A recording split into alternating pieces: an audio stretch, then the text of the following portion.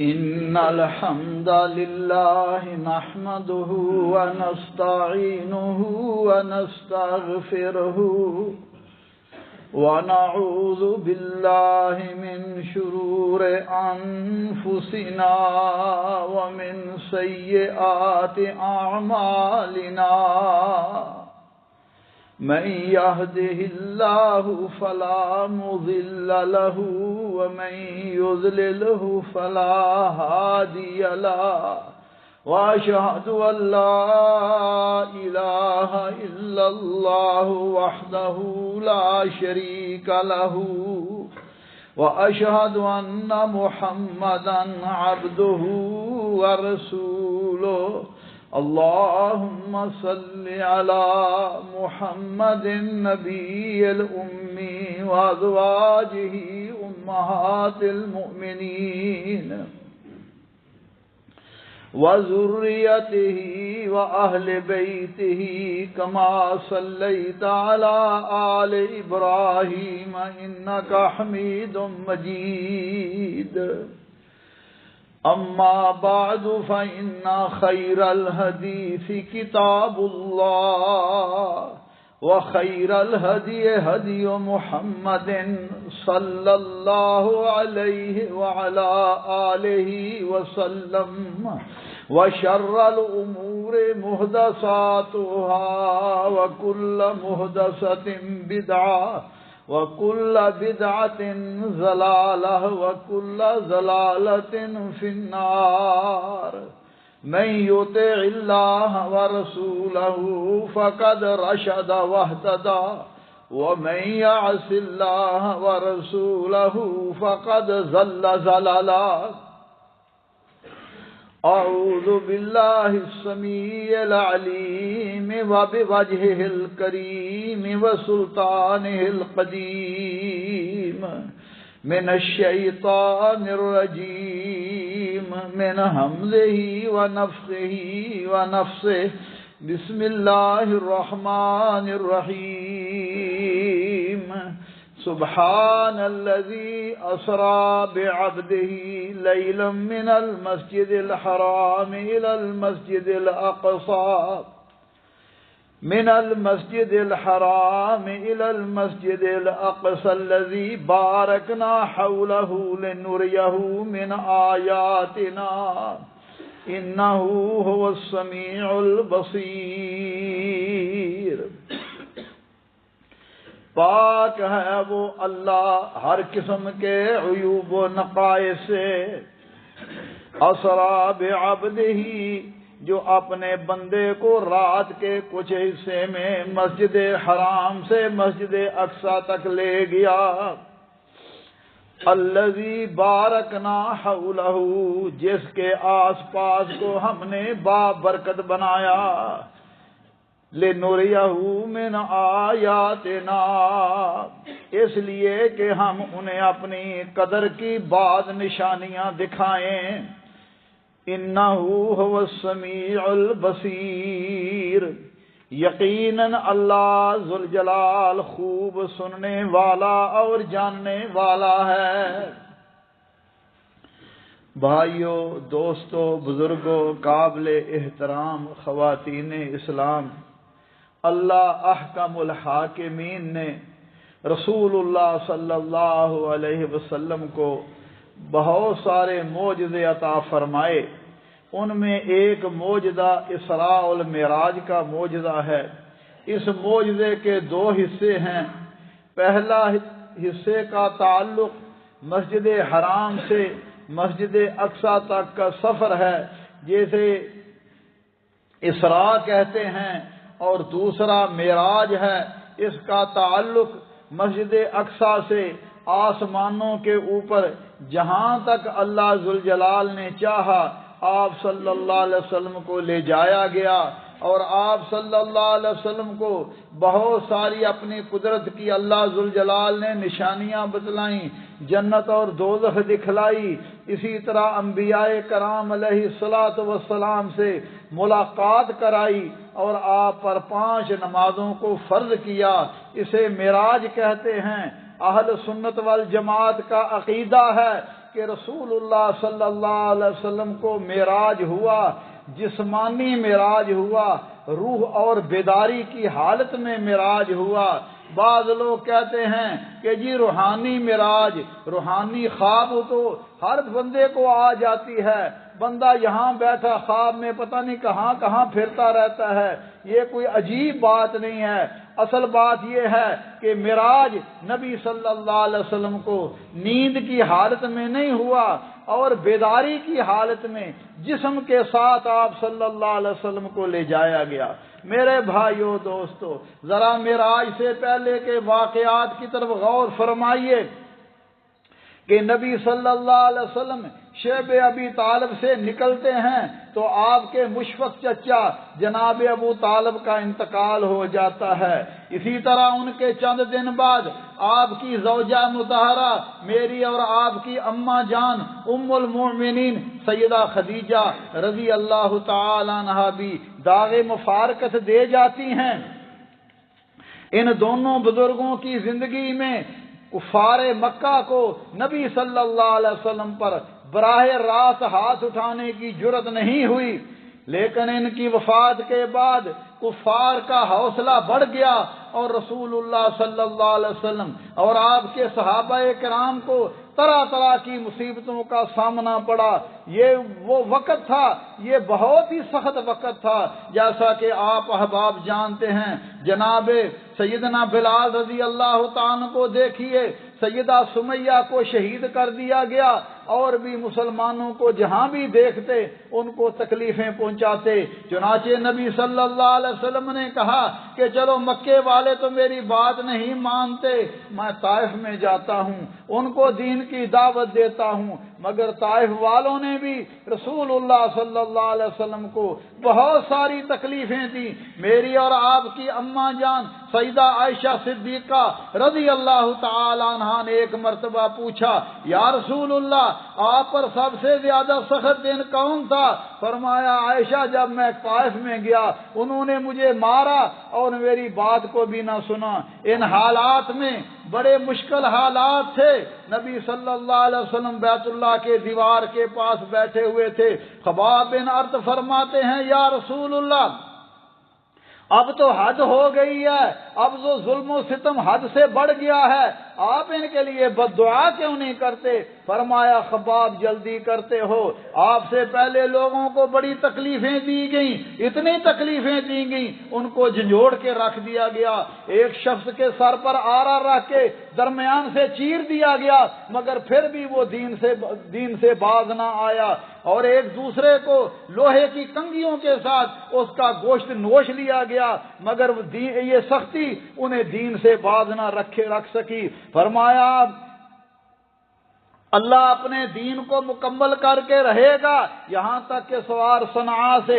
حضر موت تک جائے گا، اسے اللہ کے سوا کسی کا خوف نہیں ہوگا۔ میرے بھائیوں دوستوں بزرگوں، یہ وہ حالات تھے جب اللہ ذوالجلال نے رسول اللہ صلی اللہ علیہ وسلم کو معراج کروایا، اور یہ دراصل تسلی تھی کہ اے میرے حبیب صلی اللہ علیہ وسلم، یہ دنیا والے تو آپ کی قدر نہیں کرتے مگر آسمانوں میں آپ کا شان، آپ کا مقام اور آپ کی قدر بہت زیادہ ہے۔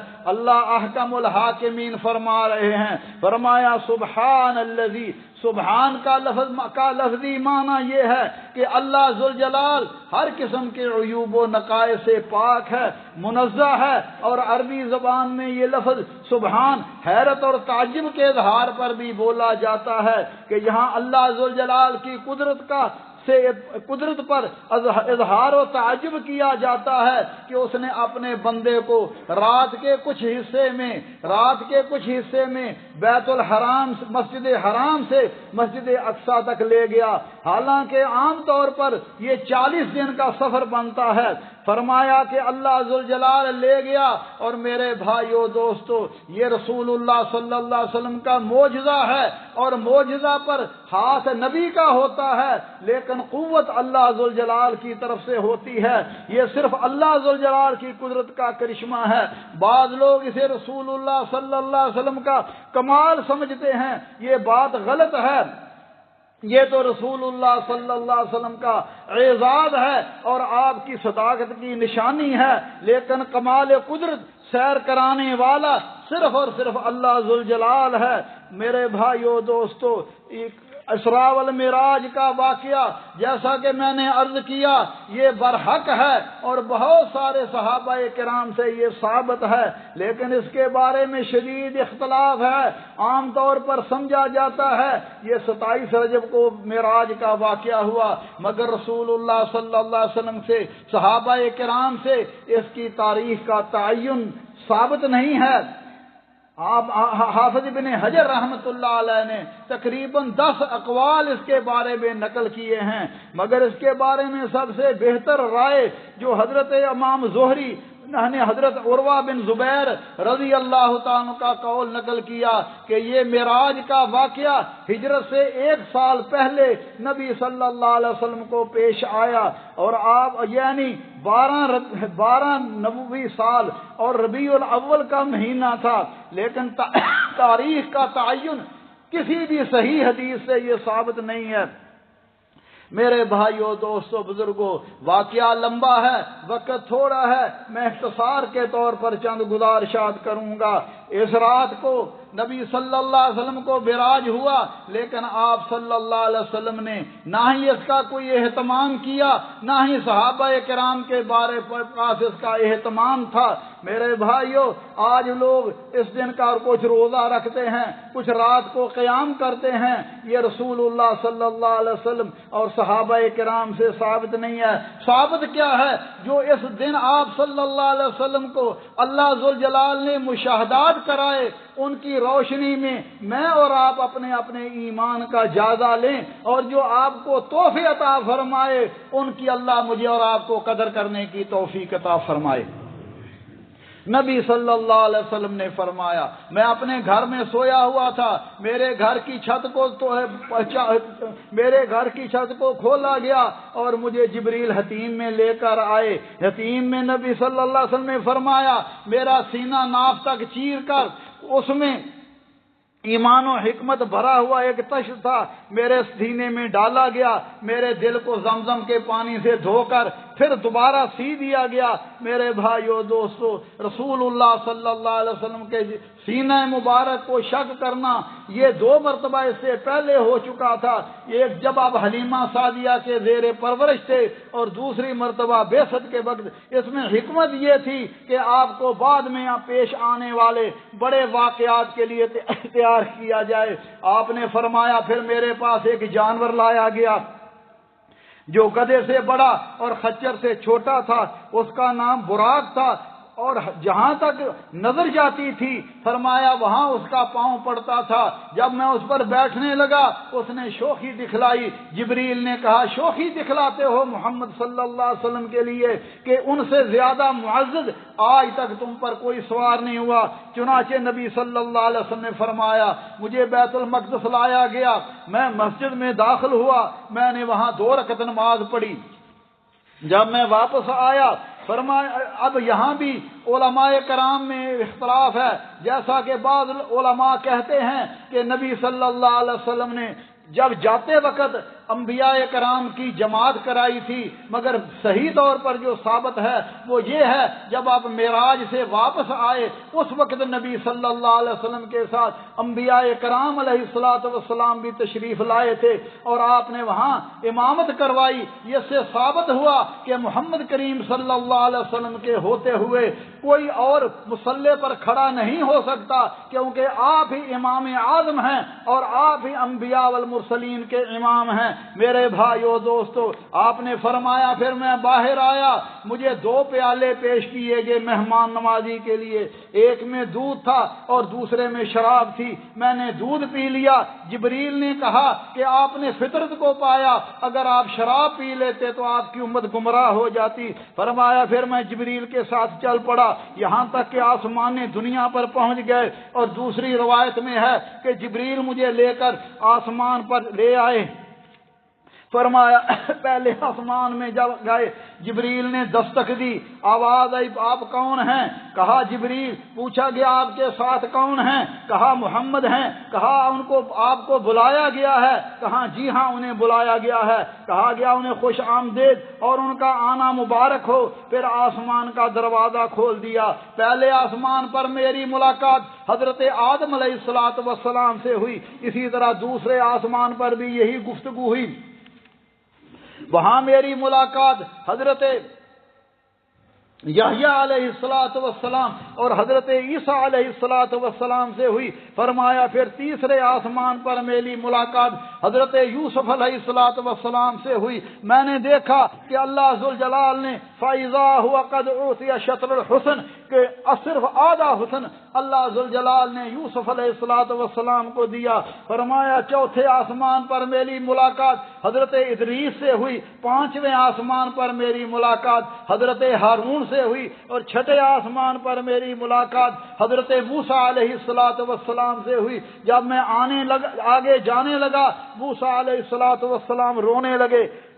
میں نے جبریل سے پوچھا یہ کیوں روتے ہیں؟ انہوں نے کہا یہ اس لیے رو رہے ہیں، یہ رونا رشک کا رونا ہے، حسد کا رونا نہیں ہے کہ ایک نوجوان میرے بعد آیا ہے مگر اس کی امت میری امت سے زیادہ جنت میں جائے گی۔ فرمایا ساتویں آسمان پر میری ملاقات حضرت ابراہیم علیہ السلام سے ہوئی۔ وہ بیت معمور کے ساتھ ٹیک لگا کر بیٹھے ہوئے تھے۔ یہ بیت معمور اس بیت اللہ کے بالکل عین اوپر فرشتوں کا کعبہ ہے، جہاں ہر روز 70,000 فرشتے اس بیت معمور کا طواف کرتے ہیں، اور جو ایک مرتبہ طواف کر لے پھر قیامت تک اس کی باری نہیں آتی۔ فرمایا بیت معمور، وہاں پھر مجھے 3 برتن پیش کیے گئے، ایک میں شراب تھا، ایک میں دودھ تھا اور ایک میں شہد تھا۔ میں نے پھر دودھ پی لیا۔ جبریل نے کہا آپ نے فطرت کو پایا ہے۔ پھر فرمایا مجھے اوپر لے جایا گیا، حتیٰ کہ سدرۃ المنتہا کے پاس مجھے لے جایا گیا۔ میں نے بغور دیکھا، اس کے پتے ایسے ہیں جیسے ہاتھی کے کان، اور پھل ایسے ہیں جیسے حجر کے بہت بڑے بڑے مٹکے، اور اس کو اللہ کے حکم سے کسی چیز نے ڈھانپ لیا تھا، اور وہ اتنا خوبصورت ہو گیا تھا کہ اللہ کی مخلوق میں کوئی شخص اس کا حسن نہیں بیان کر سکتا۔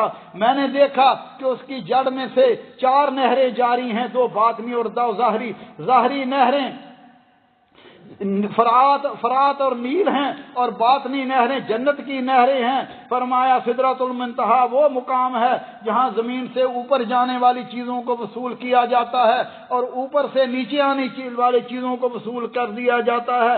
اللہ مالک فرماتے ہیں وَلَقَدْ رَآهُ نَزْلَةً أُخْرَى عِندَ سِدْرَةِ الْمُنتَهَى عِندَهَا جَنَّةُ الْمَأْوَى إِذْ يَغْشَى السِّدْرَةَ مَا يَغْشَى مَا زَاغَ الْبَصَرُ وَمَا طَغَى لَقَدْ رَآ مِنْ آيَاتِ رَبِّهِ الْكُبْرَى۔ فرمایا انہوں نے اس کو دوسری مرتبہ دیکھا۔ حضرت عبداللہ ابن مسعود رضی اللہ تعالیٰ عنہ فرماتے ہیں کہ میں نے رسول اللہ صلی اللہ علیہ وسلم سے سنا، آپ نے فرمایا رأیت جبریل عند سدرۃ المنتہا علیہ 600 جناح، میں نے جبریل کو سدرۃ المنتہا کے پاس دیکھا اور ان کے 700 پر تھے۔ اسی طرح میری اور آپ کی اماں جان سیدہ عائشہ صدیقہ رضی اللہ تعالیٰ عنہ اور حضرت ابو ہریرہ رضی اللہ تعالیٰ عنہ بھی اس آیت کریمہ وَلَقَدْ رَآهُ نزلۃ اخری کی تفسیر یہی بیان کرتے ہیں کہ یہاں آپ صلی اللہ علیہ وسلم نے جبریل امین کو دیکھا۔ فرمایا پھر مجھے جنت میں داخل کیا گیا، میں جنت میں دیکھا اس کے انتہائی عمدہ موتیوں کے کبے تھے اور اس کی مٹی کستوری کی تھی۔ فرمایا ثم عرج بی حتی ظہرت لمستوى اسما فیہ صرافیل اقلام، پھر مجھے اسے اوپر لے جایا گیا یہاں تک کہ میں اس مقام پر پہنچا جہاں سے کلموں کے چلنے کی آواز آ رہی تھی، جہاں فرشتے اللہ ذوالجلال کے فیصلے اور اس کے احکام لکھ رہے تھے، وہاں مجھے لے جایا گیا۔ کیا رسول اللہ صلی اللہ علیہ وسلم نے معراج کی رات اللہ ذوالجلال کو براہ راست اپنی ان آنکھوں سے دیکھا؟ اس بارے میں اختلاف ہے، جو صحیح طور پر ثابت ہے۔ صحیح بخاری کی حدیث ام المومنین عائشہ صدیقہ رضی اللہ تعالیٰ عنہ سے پوچھا گیا کیا رسول اللہ صلی اللہ علیہ وسلم نے اپنی آنکھوں سے اللہ کو دیکھا؟ فرمانے لگی نہیں۔ من قال فإن محمدا رعى ربه فقد كذب، جو شخص یہ کہے کہ رسول اللہ صلی اللہ علیہ وسلم نے اپنی آنکھوں سے اللہ ذوالجلال کو دیکھا وہ جھوٹ بولتا ہے، کیونکہ اللہ مالک فرما رہے ہیں لا تدرکہ الابصار وہو یدرک، اللہ کو کوئی آنکھ نہیں دے سکتی، وہ سب کو دیکھتا ہے۔ حضرت ابو ذر فرماتے ہیں میں نے رسول اللہ صلی اللہ علیہ وسلم سے پوچھا حل رأیت ربک، صحیح مسلم کی حدیث ہے، کیا آپ نے اپنے رب کو دیکھا؟ فرمایا نور عنا اراہ، وہ تو نور ہے، اس کو کون دیکھ سکتا ہے؟ امام نووی رحمۃ اللہ علیہ فرما رہے ہیں، فرماتے ہیں کہ اللہ ذوالجلال کو یہ دنیا کی فانی آنکھیں نہیں دیکھ سکتی کیونکہ وہ باقی رہنے والی ذات ہے، لیکن جب مومن جنت میں جائیں گے اللہ ذوالجلال ان کو ہمیشہ رہنے والی آنکھیں عطا فرمائے گا۔ اس وقت جنت کی سب سے بڑی نعمت اللہ ذوالجلال کا دیدار ہوگا، جیسا کہ اللہ ذوالجلال فرما رہے ہیں وجوہ یومئذ ناظرہ الی ربہا ناظرہ، فرمایا اس دن کچھ چہرے تر و تازہ ہوں گے، شاداب ہوں گے اور اپنے رب کو دیکھ رہے ہوں گے۔ میرے بھائیو دوستو، اسی طرح رسول اللہ صلی اللہ علیہ وسلم نے فرمایا پھر اللہ بالغ فرماتے ہیں فَأَوْحَى إِلَىٰ عَبْدِهِ مَا أَوْحَى، ہم نے اپنے بندے پر وحی کی جیسے وحی کرنا چاہی۔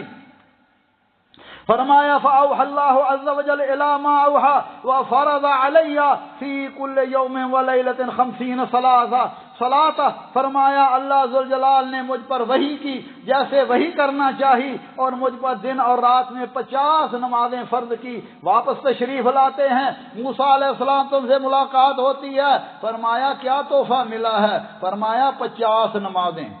نماز کیا ہے؟ آج ہمارا کیا حال ہے؟ ہماری نماز کے ساتھ کتنی محبت ہے؟ ذرا غور فرمائیے، رسول اللہ صلی اللہ علیہ وسلم کو 50 نمازوں کا تحفہ ملا۔ نماز اللہ سے ملاقات ہے، اللہ کے دربار میں حاضری ہے۔ اے میرے حبیب، دن میں 50 مرتبہ، 24 گھنٹوں میں 50 مرتبہ میرے دربار میں آنا، آ کر مجھ سے ہم کلام ہونا، کیونکہ فَإِنَّمَا يُنَاجِي رَبَّهُ، فرمایا نماز میں بندہ رب سے ہم کلام ہوتا ہے۔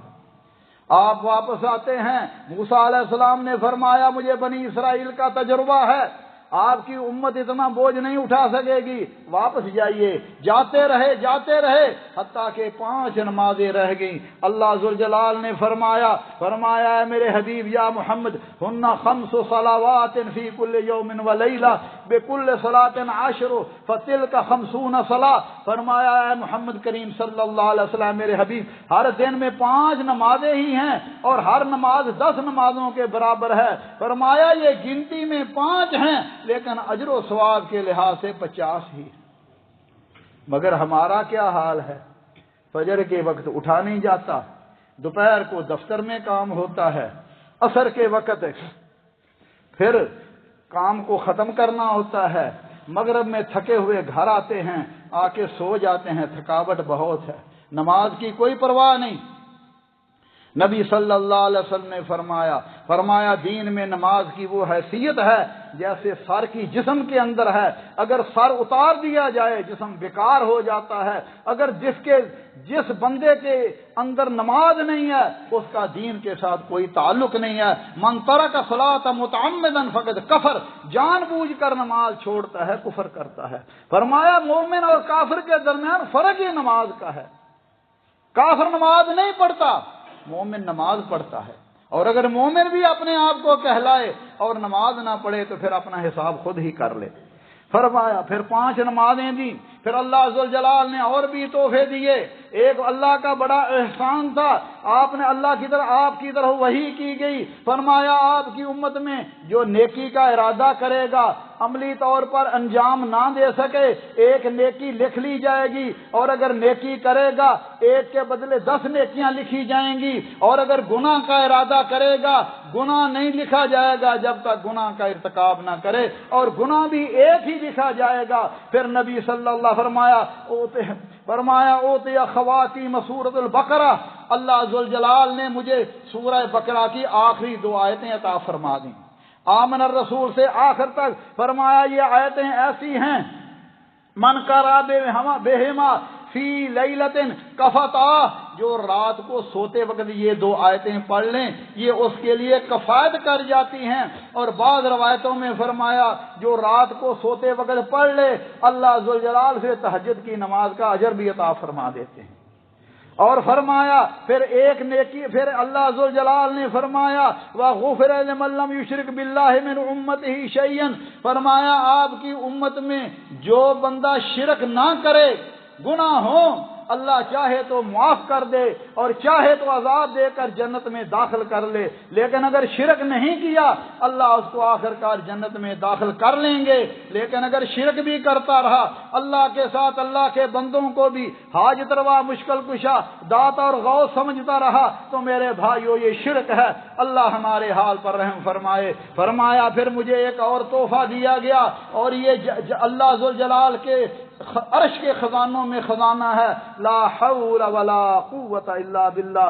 اللہ ذوالجلال سے دعا ہے اللہ احکم الحاکمین مجھے اور آپ کو ان تحفوں کی قدر کرنے کی توفیق عطا فرمائے۔ اقول قولی ھذا واستغفر اللہ لی ولکم ولسائر المسلمین من کل ذنب فاستغفروہ انہ ھو الغفور الرحیم۔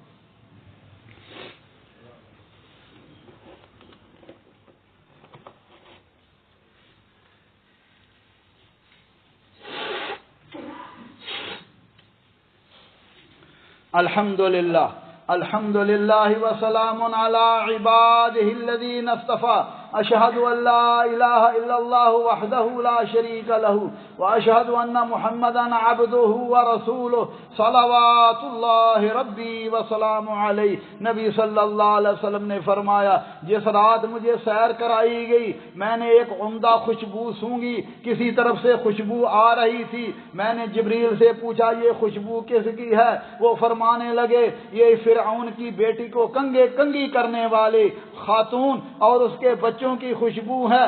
میں نے پوچھا اس کا قصہ کیا ہے؟ وہ فرمانے لگے ایک دن بنت فرعون کو کنگھی کر رہی تھی، کنگھی ہاتھ سے گر گئی، انہوں نے بسم اللہ پڑھ کے اٹھا لی۔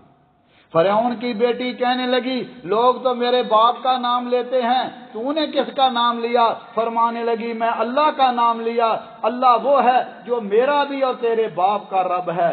بیٹی نے فرعون کی بیٹی نے کہا میں باپ کو خبر دوں گی، انہوں نے کہا دے دو۔ چنانچہ بنت فرعون نے فرعون کو خبر دی، اس نے بلایا اور پوچھا کیا میرے علاوہ بھی کوئی رب ہے؟ انہوں نے کہا ہاں اللہ تعالیٰ جو میرا اور تیرا رب ہے۔ چنانچہ اس نے پہلے سمجھایا، پھر ایک تانبے کا بڑا برتن منگوائے جس میں تیل گرم کرنے کا حکم دیا، پھر اس کے تمام بچوں کو اکٹھا کر کے اس گرم تیل میں جلا دیا گیا اور اس نے کہا میرا ایک مطالبہ ہے، میرا ایک مطالبہ ہے۔ اس نے کہا اب مطالبہ کرتی ہو، جب بچے سارے مر گئے کیا مطالبہ ہے؟ فرمانے لگی یاد رکھو میں نے بھی اسی طرح جانا ہے، لیکن میری یہ خواہش ہے کہ میرے بچوں کی ہڈیوں کو ایک کپڑے میں لپیٹ کر ہم سب کو ایک ہی قبر میں دفن کر دینا تاکہ قیامت کے دن ہم سب اکٹھے اٹھیں۔ فرعون ماشطہ رضی اللہ تعالی عنہ کا ایک چھوٹا بچہ معصوم تھا جس کو انہوں نے سینے پر لگایا ہوا تھا، جب فوجیوں نے اس کو کھینچا تو مائی کی آنکھوں کے سامنے جیسے کہتے ہیں اندھیرا چھا گیا۔ فرمانے لگی سب کو تو مار دیا اب اس کو تو چھوڑ دو۔ نبی صلی اللہ علیہ وسلم نے فرمایا وہ بچہ بول کر کہتا ہے یا اماں اقتحمی فإن عذاب الدنیا احون من عذاب الآخرہ، اماں جان اس تیل میں کود جاؤ، اس تیل میں کود جاؤ کیونکہ دنیا کا عذاب آخرت کے عذاب سے ہلکا ہے۔ تو میرے بھائیو دوستو اسی طرح رسول اللہ صلی اللہ علیہ وسلم نے فرمایا، آپ صلی اللہ علیہ وسلم کو دجال بھی دکھلایا گیا، جہنم کا داروغہ بھی دکھلایا گیا، آپ صلی اللہ علیہ وسلم کو جنت میں نہر کوثر کی بھی دکھلائی گئی۔ اسی طرح نبی صلی اللہ علیہ وسلم نے فرمایا میں نے معراج کی رات جب مجھے معراج کرائی گئی تو میں نے قدموں کی آہٹ سنی، میں نے پوچھا جبریل یہ کس کے قدموں کی آہٹ ہے، آواز ہے؟ فرمانے لگے یہ آپ کے غلام بلال کی آواز ہے۔ بلال زمین پر چل رہے ہیں، آسمانوں پر ان کے چلنے کی آواز آ رہی ہے۔ آپ نے واپس آ کر پوچھا بلال وہ کون سا عمل ہے جو تو کرتا ہے؟ میں نے تیرے چلنے کی آواز جنت میں سنی۔ فرمایا یا رسول اللہ کوئی لمبا عمل تو نہیں ہے جو مجھے یاد ہے، بڑا عمل نہیں ہے، صرف اتنا ہے میں باوضو رہتا ہوں اور جب بھی وضو کرتا ہوں 2 رکعت نماز پڑھ لیتا ہوں۔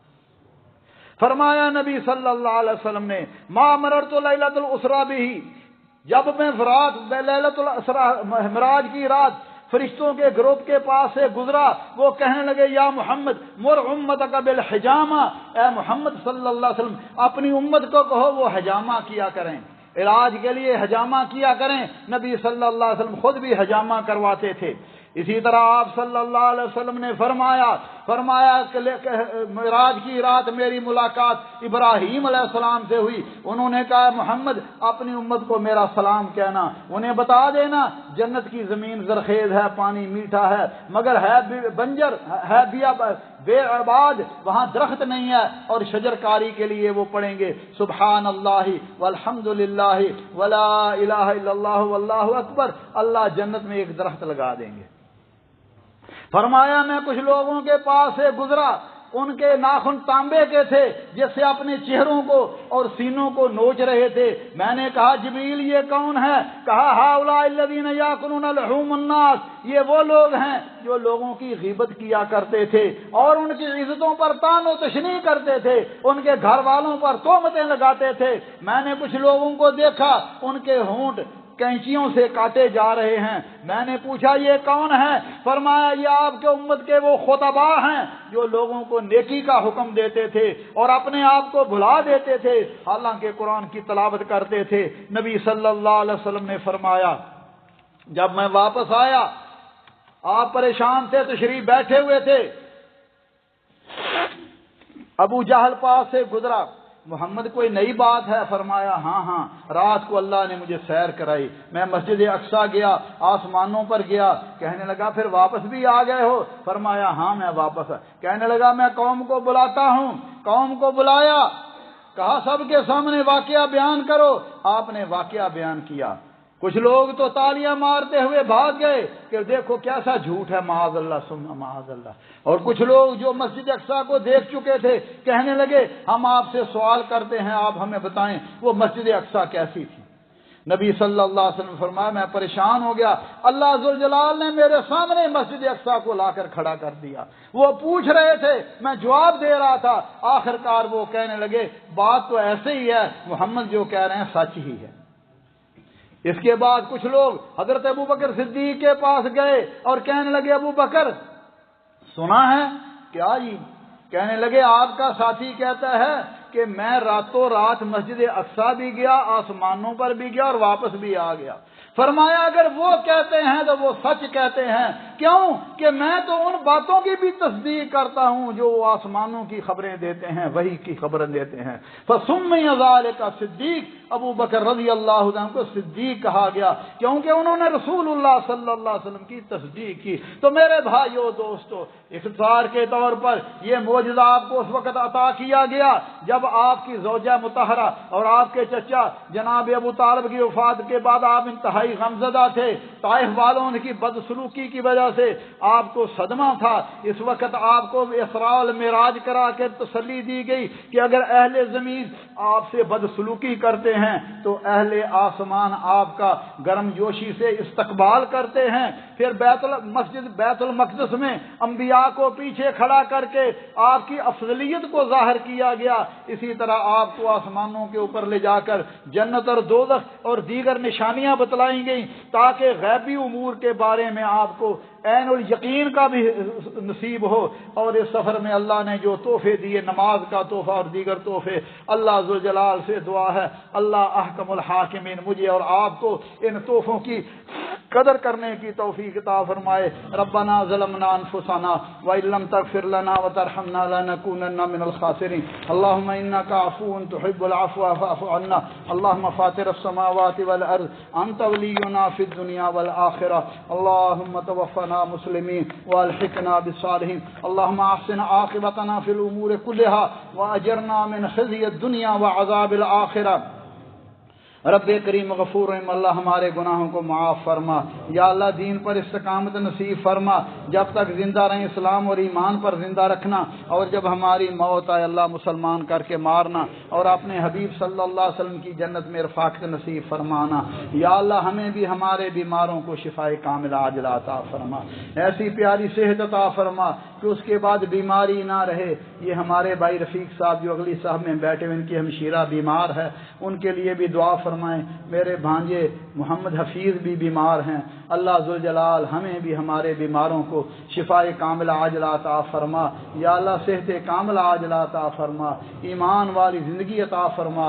اللہ ہمارے والدین پر رحم فرما، جیسے انہوں نے بچپن میں ہم پہ رحم کیا، ان میں جو زندہ ہے اللہ انہیں صحت و عافیت ایمان عطا فرما، ان کی خدمت کر کے ہمیں جنت الفردوس حاصل کرنے کی توفیق عطا فرما، اور جو فوت ہو چکے اللہ ان کی مغفرت فرما، اللہ ان کی قبروں کو جنت کے باغ بنا۔ ہمارے بزرگ حاجی غلام رسول صاحب نے ان کی اہلیہ فوت ہو چکی ہیں، ان کے لیے دعا کی درخواست کی ہے، اللہ ذوالجلال ان کی اہلیہ کی مغفرت فرمائے اور پسماندگان کو صبر جمیل عطا فرمائے۔ عباد اللہ رحمکم اللہ، ان اللہ یامر بالعدل والاحسان وایتاء ذی القربى وینہی عن الفحشاء والمنکر والبغی یعظکم لعلکم تذکرون، اذکروا اللہ یذکرکم وادعوہ یستجب لکم ولذکر اللہ اکبر واللہ یعلم ما تصنعون۔ واقم الصلاۃ۔